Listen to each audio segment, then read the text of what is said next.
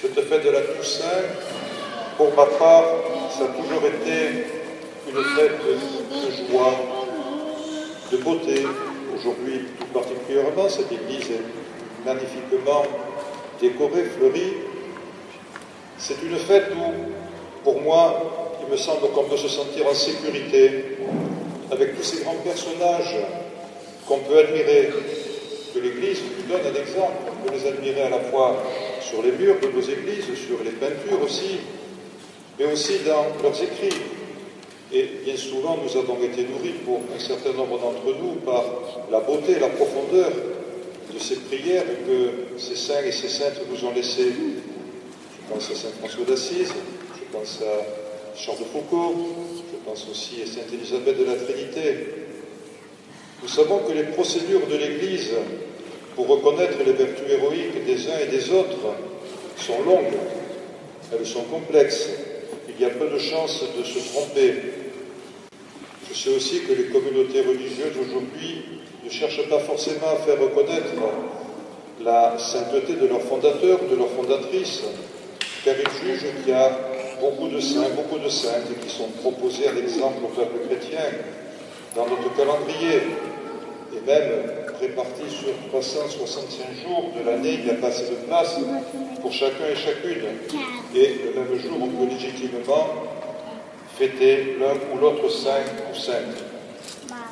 Oui, c'est rassurant de pouvoir lever les yeux, de pouvoir lever le cœur aussi vers ces hommes et ces femmes, vers ces enfants, puisque certains ont été aussi canonisés, qui ont témoigné jusqu'au bout, parfois au don de leur vie, même si tous ne sont pas martyrs.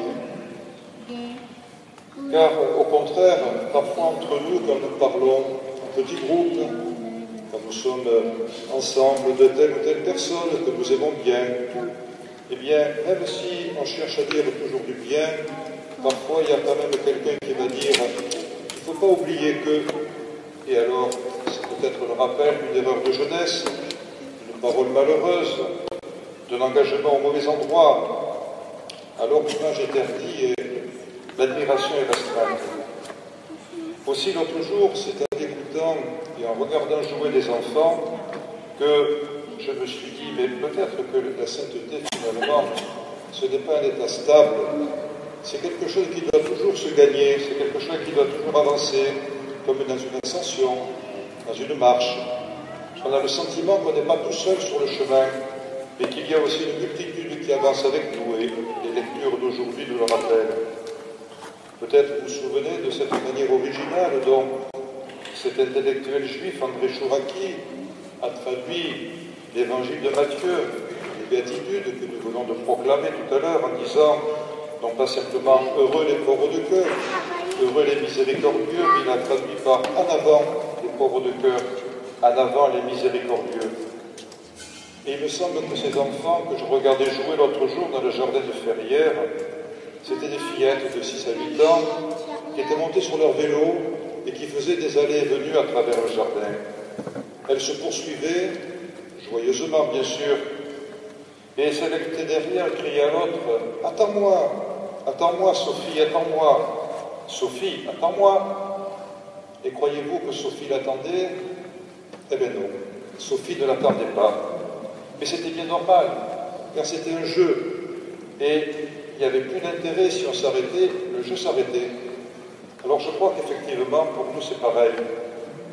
De même que des enfants se stimulent à jouer, de même des adultes que nous sommes, et les enfants aussi parmi nous, et les jeunes, ont besoin d'être stimulés par les uns et par les autres, toujours.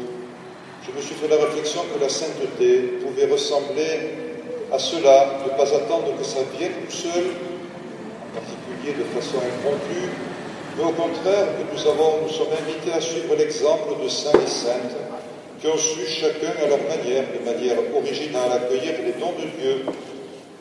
Alors ils les ont mis en pratique à la manière du Christ, qui seul est saint, dans la Trinité des personnes divines. Suivre leur exemple, c'est s'inspirer aussi de leur originalité.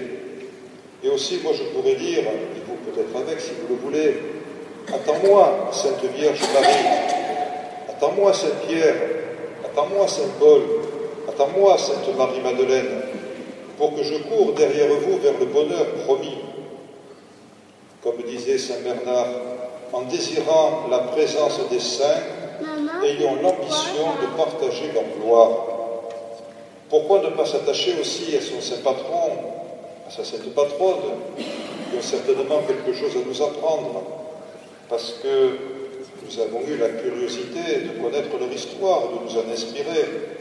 Et si nous ne l'avons peut-être pas fait, pourquoi ne pas le faire aujourd'hui? Pour ma part, c'est Saint Robert de Molène, moine réformateur des Bénédictins, qui a fini non sans mal, non sans difficulté, pour fonder une nouvelle abbaye à Cîteaux et créer ainsi l'ordre des Cisterciens au XIIe siècle. Plus tard, pour sa conversion au Christ totalement, le futur Ignace de Loyola, après avoir lu la vie des saints, durant sa longue convalescence, va se dire « Saint Dominique l'a fait, Saint François l'a fait, pourquoi ne le ferais-je pas ?» Et il fondera la compagnie de Jésus, qui sera une pépinière de saints et de saintes et de missionnaires. Et il créera les exercices spirituels qui permettront à tant de chrétiens et de chrétiennes de tous âges de discerner dans leur vie les appels du Seigneur. Dans l'Évangile, Jésus nous rappelle qu'il y a l'exemple des petits-enfants qui est premier. C'est le chemin du royaume. Si vous ne ressemblez pas aux petits-enfants, vous n'entrerez pas dans le royaume de Dieu. Alors nous savons que Sainte Thérèse de l'Enfant Jésus, cette carmélite de Lisieux, s'en est inspirée fortement dans la découverte de la petite voix de l'enfance spirituelle. Et elle dit de façon très sentimentale, « Je me blottirai dans les bras de Jésus, c'est l'ascenseur le plus sûr pour monter vers le Père. » Oui, on ne devient pas saint tout seul, enfermé dans un ermitage, mais au contraire en s'appuyant les uns sur les autres, en aimant les autres du même amour que le Christ les aime, pour nous conduire pour conduire nos pas sur le chemin de la sainteté qui n'est pas forcément toujours la perfection. Quel que soit l'âge, notre état de santé, notre état de vie, nous sommes invités à suivre le Christ en priant les uns pour les autres, et tout particulièrement aujourd'hui, en action de grâce pour ce que chacun est en train de devenir. Et quand nous fléchissons sous le poids de l'habitude, quand il y a un manque d'appétit spirituel qu'on appelle l'assénie, souvenons-nous peut-être tout simplement de ces enfants qui jouent et qui se poursuivent et qui se stimulent mutuellement. Attends-moi, attends-moi. Le texte de la première lecture, celui de l'Apocalypse, au chapitre 7, nous laisse voir, avec Jean, l'auteur du livre, une foule immense de toutes nations, tribus, peuples et langues. Ils sont nombreux, c'est réconfortant de le savoir, mais qui sont ces gens? Et le voyant va demander à l'ancien, qui va lui répondre, ils viennent de la grande épreuve, ils ont lavé leurs vêtements, ils l'ont blanchi dans le sang de l'agneau. Alors aujourd'hui, ne craignons pas de sortir de notre armoire l'habit blanc de notre baptême, même s'il est froissé, même s'il a été sali par les épreuves de la vie.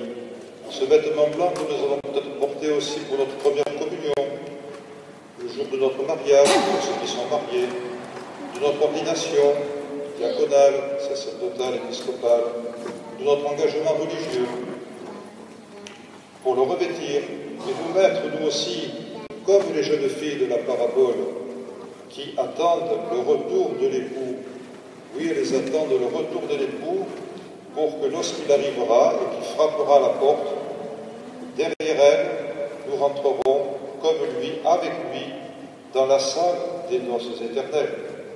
Suivons-le aussi avec certitude. Amen.